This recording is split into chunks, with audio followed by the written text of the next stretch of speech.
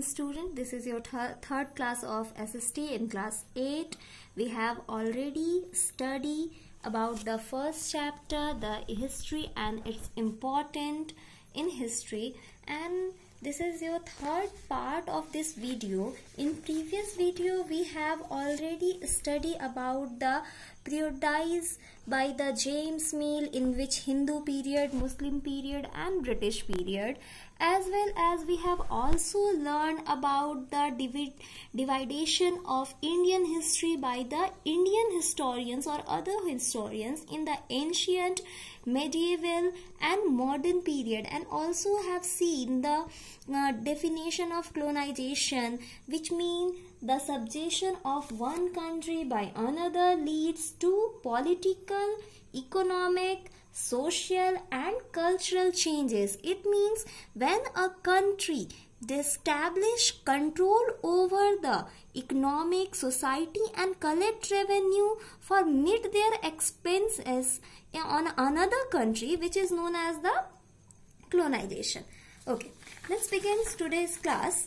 In today's class we have started to study about the sources of information. It means which sources, कौन सी ऐसी sources हैं जिनसे हमें British India के बारे में पता चलता है. Because in class 8 history we have to study about the modern period of India.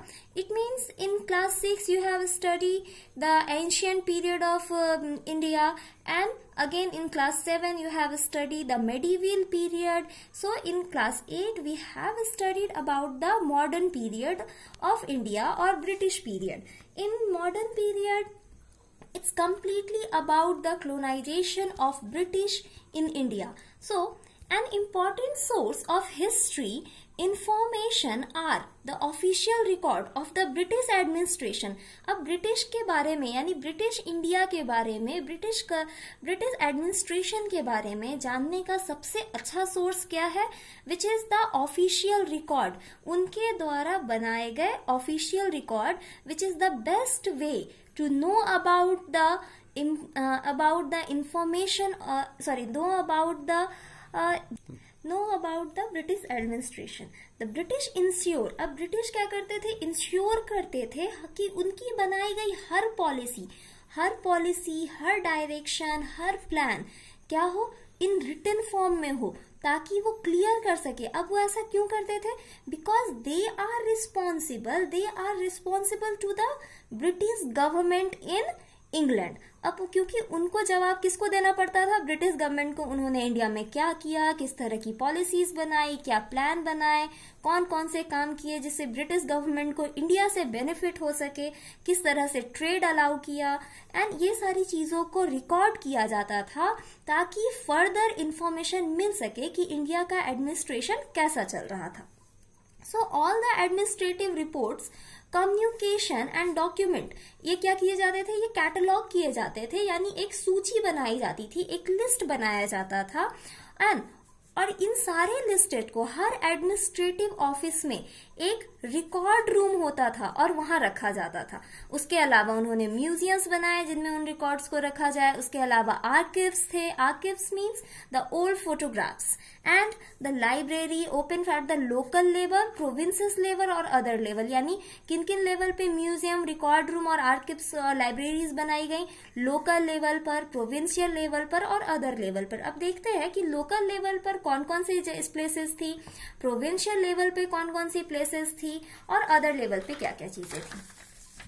So we know the British about had a culture. अब उन्होंने क्या किया? रिकॉर्ड्स रखने के लिए सबसे पहले उन्होंने क्या, एक कल्चर अडॉप्ट किया, द कल्चर ऑफ मेमोज. यानी मेमो मीन्स फाइल बनाने का कल्चर, यानी किसी भी रिकॉर्ड को एक फाइल में प्लेस करके रखना. And noting means brief record. किसी भी चीज को, जैसे हम लोग ऐसे लिखते हैं तो बोलते हैं ना ब्रीफ डिस्क्रिप्शन, गहराई में लिखना, यानी गहराई से किसी चीज को बताना. तो ब्रीफ रिकॉर्ड रखा, रिपोर्ट्स बनाए. Suppose if they launch the education system in India, तो किस गवर्नर जनरल ने उसे लॉन्च किया, किस ईयर में लॉन्च किया गया, उससे क्या बेनिफिट हुआ, उनसे क्या क्या चीजें निकल के आई, लोगों का रिस्पांस कैसा रहा।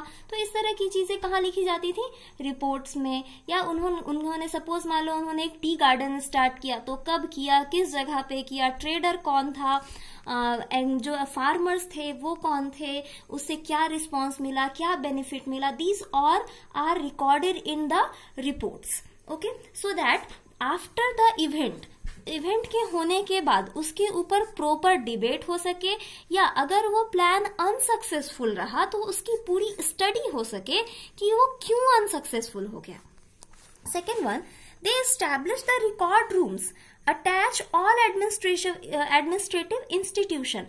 अब उन्होंने क्या किया कि हर एडमिनिस्ट्रेटिव ऑफिस में एक रिकॉर्ड रूम बना दिया जहां फाइल्स को और अदर रिपोर्ट्स को क्या किया जा सके, रखा जा सके। उसके अलावा उन्होंने आर्चिव यानी ओल्ड फोटोग्राफ्स को भी एक फाइल में और चीजों में अच्छे से संभाल के रखा गया, ताकि फोटोग्राफ भी एक प्रूफ की तरह हो सके for debate and study. And then museum बनाए गए बोथ। अब म्यूजियम कैसे बनाए गए, both national museums and national archive locate to the viceregal palace in new Delhi में इसको लोकेट किया गया। अब देखते हैं कि लोकल लेवल पर और प्रोविंशियल लेवल पर क्या क्या चीजें थी, कौन कौन से एडमिनिस्ट्रेटिव ऑफिस थे। तो लोकल लेवल पर क्या था, विलेज तहसीलदार ऑफिस था, उसके अलावा द कलेक्ट्रेट ऑफिस था, द कमिश्नर ऑफिस था, उसी प्रोविंशियल लेवल पर सेक्रेटरीट ऑफिस था, एंड लॉ कोर्ट्स थे जहां पे इन सारे रिकॉर्ड्स को रखा जाता था। Then in 19th century, then after that, देखो अभी यही सब हम लोग ऑलरेडी देख चुके हैं कि after that they start recording and document and written calligraphy. अब क्या था, क्योंकि प्रिंटिंग प्रेस पहले नहीं आया था इन 18th सेंचुरी, जब प्रिंटिंग प्रेस इंडिया में इंट्रोड्यूस किया गया, उससे पहले अब रिकॉर्ड्स को कौन लिखता था, सम कैलीग्राफिस्ट। यानी कैलीग्राफी क्या होती है, अब style of beautiful handwriting which known as the calligraphy, और उन्हें जो लिखने वाले होते हैं उन्हें कहते हैं कैलीग्राफिस्ट। तो वो कैलीग्राफिस्ट उन रिकॉर्ड्स को लिखा करते थे अपनी ब्यूटीफुल हैंडराइटिंग में। And with the spread of the printing, और जैसे ही प्रिंटिंग प्रेस आया तो उनके लिए रिकॉर्ड्स रखना क्या हो गया, बहुत इजी हो गया। वो आसानी से रिकॉर्ड्स की कॉपीज बना सकते थे, उन रिकॉर्ड को रख सकते थे। एक ही रिकॉर्ड गवर्नमेंट के अलग अलग ऑफिस में क्या हो सकता था, प्रोवाइड किया जा सकता था, अलग अलग डिपार्टमेंट को दिया जा सकता था। And also and when printing press started in mid of 19th century। अब क्या था, इसके बाद क्या हुआ, जैसे ही प्रिंटिंग प्रेस लॉन्च किया गया इंडिया में, तो उनके लिए रिकॉर्ड रखना काफी आसान हो गया, प्लान्स बनाना काफी आसान हो गया, और इस प्लान्स को बनाने के लिए सर्वे करना बहुत इंपॉर्टेंट हो गया। अब सर्वे में क्या किया जाता था, then around the 19th century, survey were undertaken to the map the entire country, पूरे कंट्री का।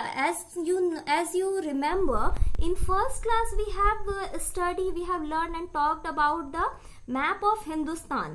then उसी समय क्या किया गया, सर्वे करवाया गया। क्यों सर्वे किया गया, मैप बनाने के लिए पूरे इंटायर कंट्री का। They were carried out the assess revenue pattern. अब वो किस किस चीजों के लिए क्या बनाना चाहते थे, मैप्स बनाना चाहते हैं। देख लेते हैं पॉइंट वाइज कि वो क्या करना चाहते थे। ओके, देखो डिटेल सर्वे, उन्होंने क्या करना स्टार्ट किया, डिटेल सर्वे करवाना स्टार्ट किया। क्यों, ताकि वो रेवेन्यू मैप बना सके। Why revenue map, because revenue is very important. Britishers control over the political powers in India. Why, because they want to collect the more and more revenue for the British government in India. तो इस अब ज्यादा से ज्यादा revenue collect करने के लिए क्या चाहिए था, because at the time in India most of the people, approx more than 80% of the people engage in agriculture activity. तो अब देखना था कि कहाँ सॉइल अच्छा है, अगर सॉइल अच्छा होगा तो एग्रीकल्चर भी अच्छा होगा, और एग्रीकल्चर अच्छा होगा तो ज्यादा रेवेन्यू कलेक्ट कर सकते हैं, तो इसलिए सॉइल का मैप बनाया गया। फ्लोरा, किस किस तरह के प्लांट्स इंडिया में उगाए जा सकते हैं। फुना, किस किस तरह के एनिमल्स है, बिकॉज टैक्स किस पे लगाया जाता था, एनिमल्स पे भी लगाया जाता था। एंड लोकल हिस्ट्री, किसी जगह की लोकल हिस्ट्री क्या है, अगर वो हिस्टोरिकली बहुत रिच है तो वहां उस पार्टिकुलर बिल्डिंग से, पार्टिकुलर मॉन्यूमेंट से जितना वेल्थ हो सकता है उस वेल्थ का ट्रांसफर कहाँ किया जाता था, ब्रिटेन में। And also the cropping pattern, suppose किसी जगह पे सपोज किसी लैंड पे एक साल बहुत अच्छी फसल होती है लेकिन वहीं दूसरे साल नहीं होती, तो अब क्या होगा, लेकिन इस लैंड पे बहुत कम फसल होती है, यहाँ बहुत ज्यादा होती है, यहाँ बहुत कम होती है। There is a plus, there is a minus. अब क्या होगा, रेवेन्यू देने में एबल कौन होगा, ये वाला लैंड। ये कम रेवेन्यू देगा, ये ज्यादा रेवेन्यू देगा। क्यों, क्योंकि यहाँ पे फसल का यानी यहाँ क्रॉप प्रोडक्शन अच्छा हो रहा है, यहाँ क्रॉप प्रोडक्शन उतना अच्छा नहीं हो रहा। तो क्रॉपिंग पैटर्न का भी सर्वे करवाया गया, उसके लिए भी एक मैप बनवाया गया। एंड लोकल हिस्ट्री से हमारा देखना है कि suppose have you know about the red fort. Red fort में शाहजहां के द्वारा बनवाया गया मयूर सिंहासन रखा गया था, जिसे ब्रिटिशर्स ने कहाँ भेज दिया था, ब्रिटेन। हालांकि बाद में उसे इंडिया ले आया गया। तो इस तरह से हम देखते हैं कि वेल्थ का ट्रांसफर कैसे हो रहा था, जब उन्हें पता रहेगा कि किस किस जगह पे कितना वेल्थ अवेलेबल है, कितनी रिसोर्सेस है, तभी तो उन रिसोर्सेस का, उन वेल्थ का वो यूज कर पाते। That's why at that time survey is very important. अब उसके अलावा, सर्वे के अलावा वहां क्या स्टार्ट कराया गया, इन 19th century the census was started। Census यानी जनगणना करना स्टार्ट कर दिया। क्यों, ताकि पता चल सके कि किस एरिया में कितने ज्यादा लोग रहते हैं। अगर ज्यादा लोग रहते हैं तो वहाँ एरिया में ज्यादा टैक्स लिया जा सकता है, ज्यादा रेवेन्यू कलेक्ट किया जा सकता है। सेपरेटली पॉपुलेटेड एरिया है, कम लोग रहते हैं, तो वहां से कम टैक्स आएगा। तो अब क्या है कि ये सेंसस स्टार्ट कब हुआ, ये 1865 में स्टार्ट हुआ and it ended in 1872 and also published in 1872. Always remember the first census of India published in 1872. And then अब उसके अलावा और क्या कराया गया, every 10 ईयर पे सेंसस ऑपरेशन स्टार्ट करवा दिया गया। हर 10 साल पर इंडिया में क्या होने लगी, जनगणना कराई जाने लगी। अब ये क्यों कराया गया, सपोज ये ए नाम का एरिया है जहां मोर देन 1000 पीपल रहते हैं। अब क्योंकि इस जगह पे रिसोर्सेस कम हो गए तो क्या होगा, धीरे धीरे ये लोग क्या होंगे, यहाँ से रेवेन्यू ज्यादा जा रहा था तो यहाँ के रिसोर्सेस कम हो गए। अब धीरे धीरे यहाँ के लोग माइग्रेट करके कहाँ चले गए, बी प्लेस पे। तो बी प्लेस का जो पॉपुलेशन था वो 100 था, वो 100 से बढ़ के क्या हो गया, मान लो 900 हो गया। तो यहाँ अब रेवेन्यू ज्यादा होगा। इस वजह से हर 10 साल पे क्या कराया जाने लगा, जनगणना यानी सेंसस कराया जाने लगा। उसके अलावा और भी कई सारी सर्वेस कराई गई, जैसे बॉटनिकल सर्वेस यानी इंडिया में किस किस तरह के प्लांट्स पाए जाते हैं, एंड ऑल्सो जोलॉजिकल सर्वेस कौन कौन से एनिमल्स रहते हैं, टोपोग्राफिकल सर्वेस किस तरह का लैंड स्ट्रक्चर है, वहां पे किस किस उस लैंड को किस तरह से यूज किया जा सकता है, एंड आर्कियोलॉजिकल सर्वे यानी हमारे जो आर्कियोलॉजिकल मॉन्यूमेंट्स है, हिस्टोरिक बिल्डिंग है, वो सब क्या है, कब की बनाई हुई है, किसने बनाई, उनकी हिस्ट्री क्या है, इस तरह के सर्वेस कराए गए और इसका ही रिजल्ट था द सिटी ऑफ हड़प्पा को खोजा गया। And anthropological survey means India में कि इंडिया का कल्चर कैसा है, यहाँ किस तरह की प्रथाएं चलती हैं और क्या किस किस तरह के लोग रहते हैं, क्या धर्म है, उनका कल्चर क्या है, वो किस तरह से अपने लाइफ स्टाइल को जीते हैं, that is the anthropological survey. And the forest survey, forest is very important because forest is the vast source of resources, that's why forest survey is very important for them. अब देखते हैं ये important क्यों था। These were official record and express what official thought are और wanted. ये record क्या दिखाती है कि जो ऑफिशियल्स थे यानी जो ब्रिटिशियर्स थे वो क्या सोचते थे इंडिया के बारे में और वो इंडिया से क्या एक्सपेक्ट करते थे, क्या चाहते थे, वो किस तरह से बेनिफिट्स आते हैं। लेकिन इन सारे रिपोर्ट से हमें ये नहीं पता चलता है कि लोकल पीपल, लोगों का क्या, कुछ अगर हिस्ट्री में एक्स नाम का आदमी इम्पोर्टेंट है तो उसके बारे में तो पता चल रहा है, लेकिन जो नॉर्मल पीपल है, जो आम जनता थी, वो क्या सोचते थे, उनका क्या प्रोस्पेक्ट था, उनका कैसा लाइफ स्टाइल था, ये पता नहीं चलता है। In next class we have seen कि हमें लोकल लोगों के बारे में, आम लोगों के बारे में कैसे पता चलता है। Okay, this is enough for this class.